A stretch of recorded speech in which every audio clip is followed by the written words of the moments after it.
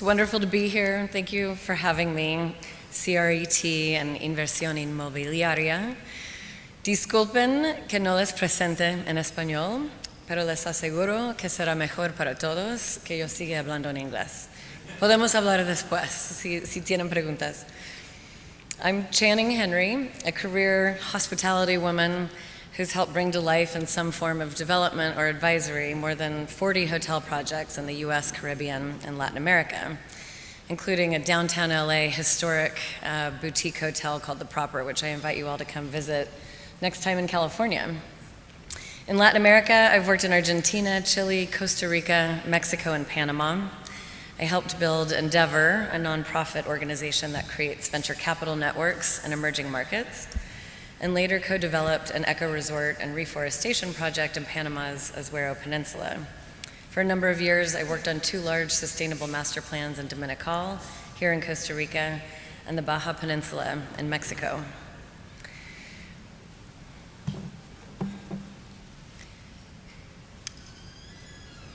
When I joined PKF Hospitality Consulting almost 4 years ago, I had the joy of not just building up the Americas practice, but a niche subset, nature-based hospitality. This began with a global demand analysis and strategy for an Airbnb cabin concept and has grown into more than 20 strategic advisory projects with hospitality-based developers in the nature space. PKF has more than 20 global offices. We're headquartered in Vienna, about 100 consultants, and these are a lot of the practice lines that we work on. We like to solve the business-related pre-development questions, brand partnerships, financing strategy for projects. The global hospitality market was valued at $4.5 trillion in 2022, about 15% of the total real estate market, and it's expected to reach $6.7 billion in 2026. Besides the value it brings in GDP, in the US it's about 10%, in Costa Rica 13.5%. It's an incredibly meaningful part of our lives. A developer friend of mine once said that the hotel developers are the artists of the real estate industry. I agree. First and foremost, hotels are about people, the ones who run them and the ones who experience them. They're about ideas, connection, and they're always evolving. Whether with extraordinary design, new ways to help us see beauty, or invitations to get outside and inside. When COVID hit, the industry had a reckoning and new trends emerged. This is what we're here to talk about today. Across the Americas, RevPAR dropped to 50% of 2019 levels overnight. RevPAR is a combination of occupancy and rate. Some hotels closed for good. Some became shelters for first responders and even for homeless. I think that might be why the occupancy level is not as low as the RevPAR level. Hotels were necessary in a time of great need. In the post-quarantine times, we became much more familiar with nearby areas. Resort and drive-to destinations found new success and significantly higher rates and even occupancy in some cases. Ultimately, hotels proved more resilient than the 2024 recovery projections that were so common predicted in 2021. According to CBRE, our RevPAR levels in the Americas hit 108% of what they had pre-pandemic in 2019. One ski resort portfolio that owns multiple properties has said that they've sustained 60% ADR increases since their 2019 levels. Even the Papagayo Four Seasons pricing went from $1,000 a night in 2019 to about $1,350 currently. One of the trends that we saw happening, people reconnecting with their friends, with family, with nature. Experiences were always becoming something much more valued over goods, but this time they really became important. And glamping and many kinds of unique alternative accommodations became a very viable industry, attracting institutional capital for the first time. People stayed longer in hotels. In some cases, they did the work from tent or the work from Costa Rica surf town that was made available to them. Many glamping operators and state parks saw exponential growth over the course of the pandemic, in some cases 400%, and in one RV share company, 1,600% increase in revenues. A new era was upon us. So why do I want to talk about technology? For one, COVID showed us how critical technology is in all of our lives. It enabled us to not fully shut down, and it has single-handedly changed the way we maneuver through our home, office, retail, entertainment spaces. On the flip side, the need for digital detox is what's driven us outdoors in search of fewer people and more meaningful experiences. Here we're looking at a typical tech stack where you have your property management system that needs to coordinate with your sales and marketing channels, the distribution, that needs to go to the point of sale, back to the accounting and the back of house. Then you've got housekeeping that needs to talk to engineering. Then you have your guest-facing solutions where you need revenue management and user databases to be up to date. We put this together for a client in Puerto Rico as they're looking at changing things, and one of the things we realized is so much of the new technology that's coming to support this is migrating to the cloud. That doesn't always work very well in a lot of Wi-Fi challenged places, so this is something that the industry needs to continue to work on. We noticed before the pandemic, Marriott partnering with Alibaba to implement facial recognition for check-in, which has been widely used in China. And AI solutions have emerged all over the hospitality operations.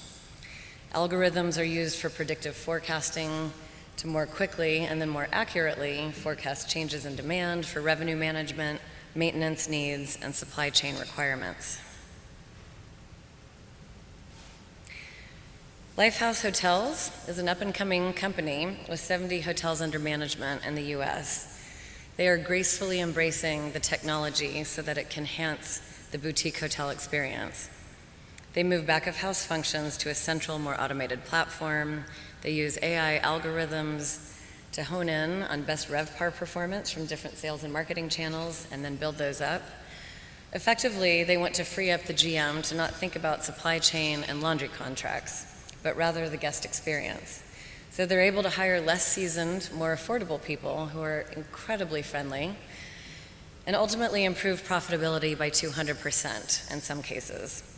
They bill themselves as a tech-driven hospitality operator, and they have raised over $100 million in venture funding from Kayak, Trinity Ventures, and others. So if technology is here to free up people to be more human, what is it that we're aiming for in our hospitality developments and in our guest offerings? Since millennials started traveling, a vast majority, up to 78% in many surveys, have consistently stated that they value experience over material goods.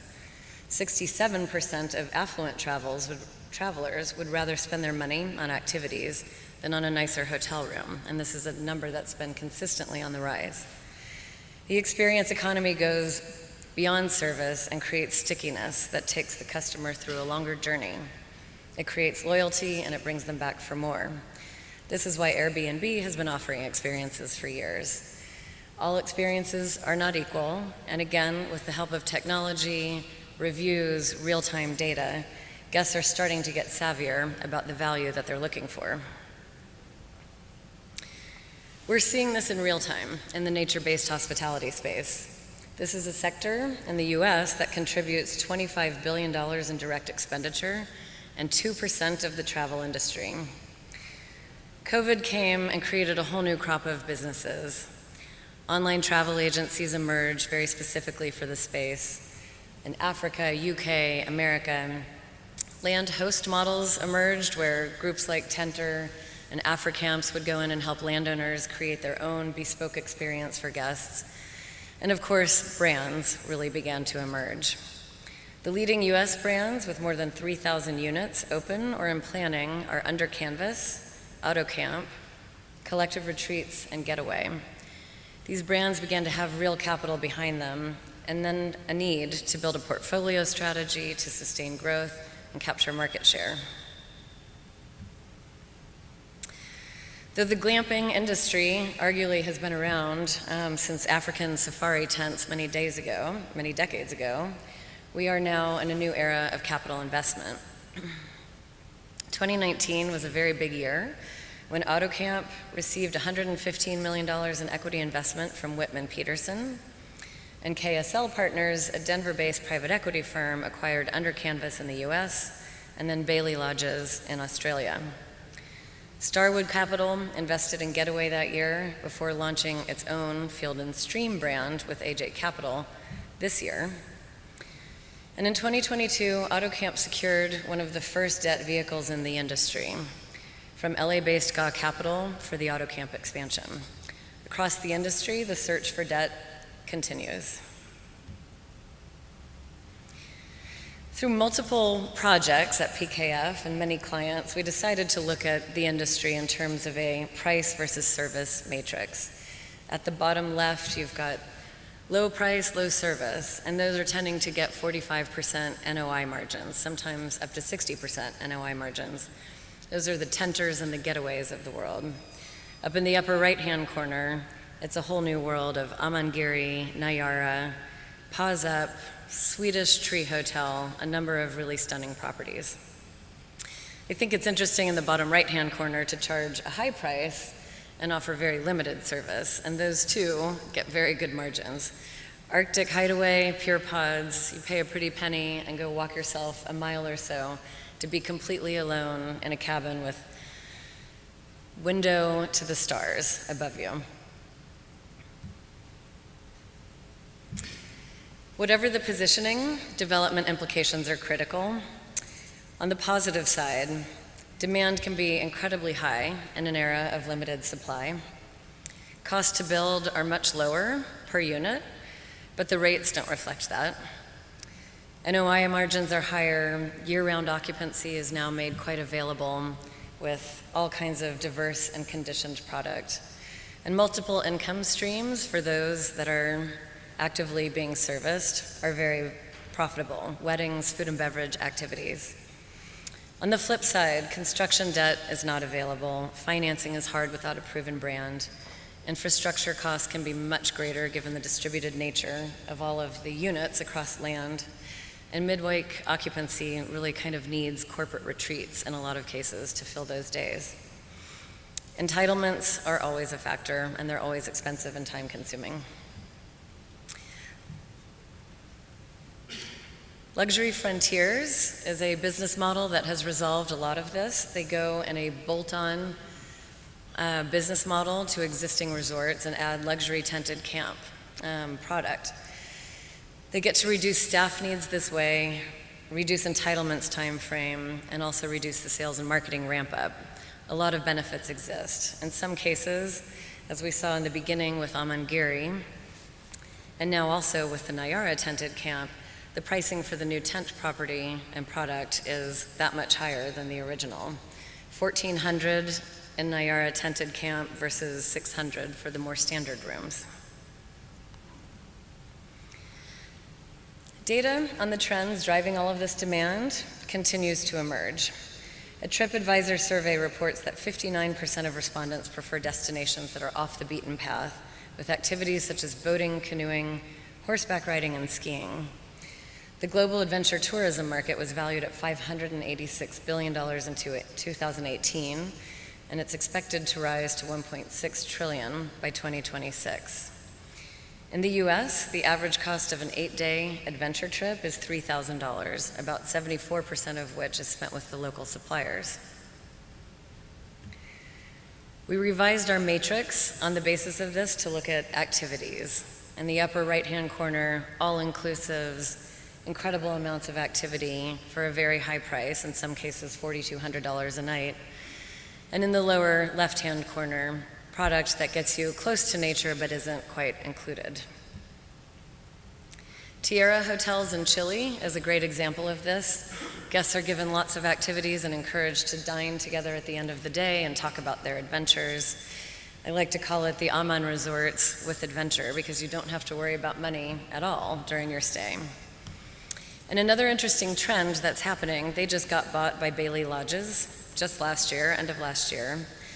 And this is much like what Accor, their Ennismore boutique holding company, is doing out in the hotel world, which is scooping up a lot of boutique brands and operating them with a strong centralized back-of-house system, and ostensibly letting them retain a lot of their unique character. As we know, wellness is a big business, $4.2 trillion global economy. The wellness real estate sector is expected to have an 8% annual growth through 2027, and wellness tourism, a 7% annual growth, getting up to $1.2 trillion by 2026. I think, interestingly, wellness travelers spend more per trip than non-wellness travelers, 53% internationally, 53% more internationally, and 178% more domestically in the US. What about transformative travel? Bloomberg finds that almost 70% of people over 40 years old and 60% of people under 40 define success in terms of personal fulfillment. Travelers are increasingly seeking experiences that allow them to be their best selves. The US self-improvement market reached $13.4 billion in 2019. In Costa Rica, the wellness experience continues to awe. Origins has 7 villas and 110 acres of conservation land. Their approach is non-air conditioned, immersive experience, an invitation for $10,000 a week to heal and go home to New York City with lasting wellness techniques. Hacienda Altagracia has 50 villas on 180 acres that are selling at $1,800 per night. The 20,000 square foot spa is operated by The Well, a new entrant in the East Meets West, Resort Meets Urban spa membership model. They began in New York City in 2019. Just this week, Six Senses announced that it will be beginning a global spa membership program with some urban product, following in the footsteps of Canyon Ranch, launching the same. The Soho House model, while not yet fully profitable due to outsized growth, has captured the interest of the capital markets for the luxury and leisure realm. I have to bring up Clinique La Prairie, which is at the highest end of the market, charging $50,000 a week for a week-long turn-back-the-clock series of treatments. This is neuronutrition assessments, anti-aging stem cell theory, the whole shebang. They're opening up in Saudi Arabia, China, possibly Malibu, and they operate at 85% occupancy with waiting lists all year long. I'll move quickly through sustainable and eco-conscious travel. This is very well known to all of you in Costa Rica. But it's worth saying that Booking.com finds that 78% of travelers in 2022 intend to stay in an eco-friendly accommodation, and 66% of millennials, according to National Geographic, are willing to pay more for services by eco-conscious companies. Creo Capital, in partnership with Enjoy Group and Luxury Frontiers, represented by some of our friends here, have launched the Into brand that at its heart is a conservation play: land, maritime, wildlife, and more. The luxury experiential hospitality company intends to donate 5% of top-line revenues to conservation, along with sustainable practices in operations and design, community impact, and research for shared best practices. Another company, Zunia, in Santa Teresa, is raising the bar on regenerative travel via programming with artists and Buddhist monks in residency and unique transformative retreats. In both cases, major institutional investors are in due diligence to help bring these concepts to life, concepts that really are uniquely fitting for the Costa Rican guest demographic. Very quickly, I think B corporations are something that everyone should know about. Collective Retreats is the first major global hospitality company that just received its B certification last week. This was started when Ben & Jerry's ice cream was forced to sell to a less than aligned partner many years ago, only for the sake of stakeholder profit. So B corporations allow company directors to work for the mission of the company as well as the profit. Another company in Mexico, Playa Viva, just received the highest rating of B Corp, B Travel certification. They've got 19 rooms on 200 acres, a 20-acre permaculture farm. They're fully off-grid. And among the things that they do to have won this high status is creating jobs for the underemployed, creating a fund so that workers can invest in their community, supporting nonprofits that work on watershed regeneration projects, education, fisheries, water, permaculture, and land conservation. They state, "Our mission is we aspire to inspire. Through its transformational experiences, the hotel subtly educates guests on its regenerative ethos and promotes a more responsible lifestyle." So the future. About a month ago, I had the pleasure of seeing something truly innovative, which I haven't seen in a very long time. A renowned hotelier and world-class architect, Liz Lambert and Bjarke Ingels, unveiled a new partnership with Austin-based Icon Build to deliver biomorphic designed 3D printed homes and nature-based hotel units across a variety of projects. I took this picture at the unveiling, and I am so astonished at how beautiful it is.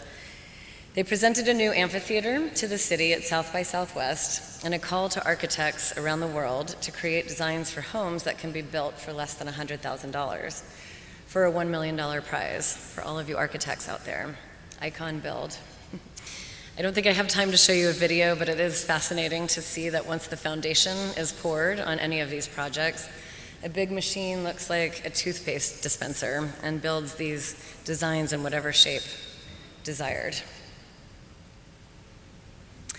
As Bjarke Ingels says of the new El Cosmico Hotel, to be built on 62 acres in West Texas, and in a fraction of the time relative to standard construction processes, organic shapes, Euclidean circular geometries, and a color palette born from the local terroir makes El Cosmico feel as if literally erected from the site it stands on.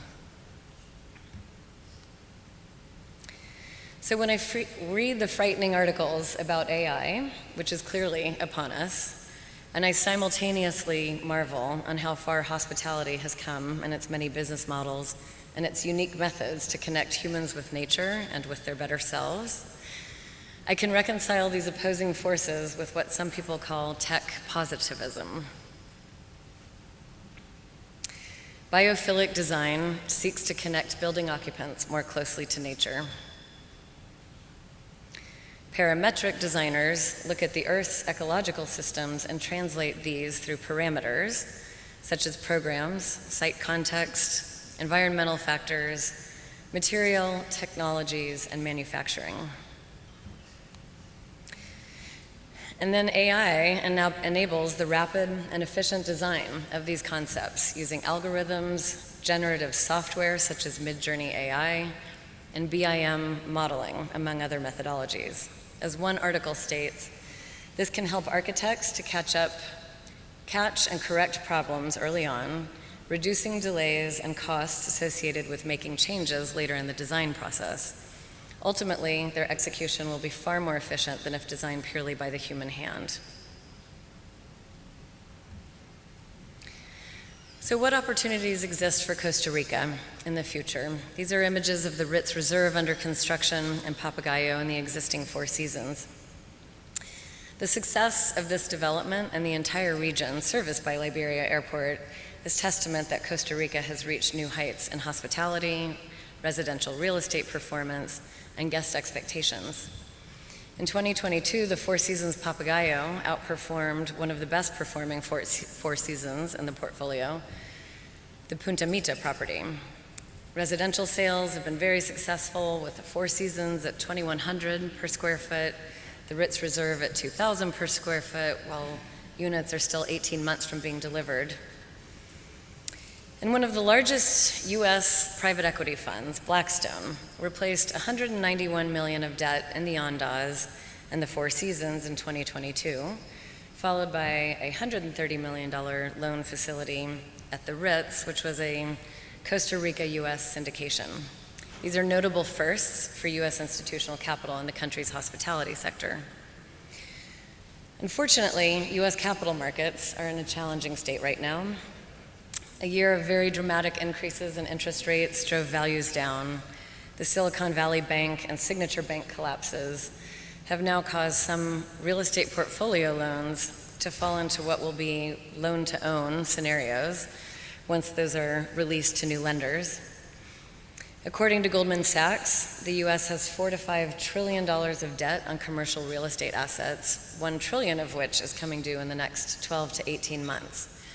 So we don't expect a lot of commercial lenders to be acting too quickly.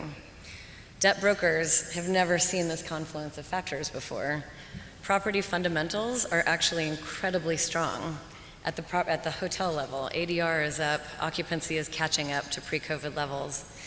But due to all of these factors, capital markets are very restricted. So I'm not sure that the lack of debt is going to necessarily help Costa Rica investment, but perhaps this will be an opportunity to let some lenders move some capital and some equity funds move some capital out of country and into some cross-collateralized, collaborative investments. I think Guanacaste, as you all probably know, would be a very good region to bet on. So in Costa Rica, travel didn't bounce back the way the Caribbean markets did. Panama actually surpassed all the Latin American markets with strong recovery. Occupancy hasn't fully recovered, but ADR has. One of the biggest headwinds, I think, in Costa Rican hospitality is that despite all of this potential lift in rate, Liberia Airport only services 600,000 visitors a year. That's versus 5 million in Cabo and 20 million in Cancun. Something with enhanced infrastructure investment can be resolved. New areas of development will open up with this, and hopefully soon we'll be able to attract a lot of outside capital. So in conclusion, a wise man, oh, I'm sorry, I haven't been moving these. A wise man, Bill Reed from Regenesis, speaks of regenerative design, defining it as regenerating the relationship between people and the living systems that support us. When opposing forces exist, compromise is the enemy, and harmony is the result of creative approaches, with often unexpected solutions. He questions, are we adding value to the planet in everything we do? If technology can help do that, then it can be a meaningful part of our thriving future. So my question to everyone here is, can we find a way to responsibly use technology and the momentum behind all of the creative hospitality solutions that have been behind us to free up people to be more with people, to learn more about the monkeys, the sloths, the plants, the surf patterns, to boost our wellness options, to make our buildings more beautiful and more efficient, to increase profitability with improved operations and happier staff. In doing so, to unleash new capital, new sources of capital to come and support all of these ideas, and ultimately to preserve the greatest asset that Costa Rica has to offer, allowing it to be a global example in the hospitality industry. Thank you.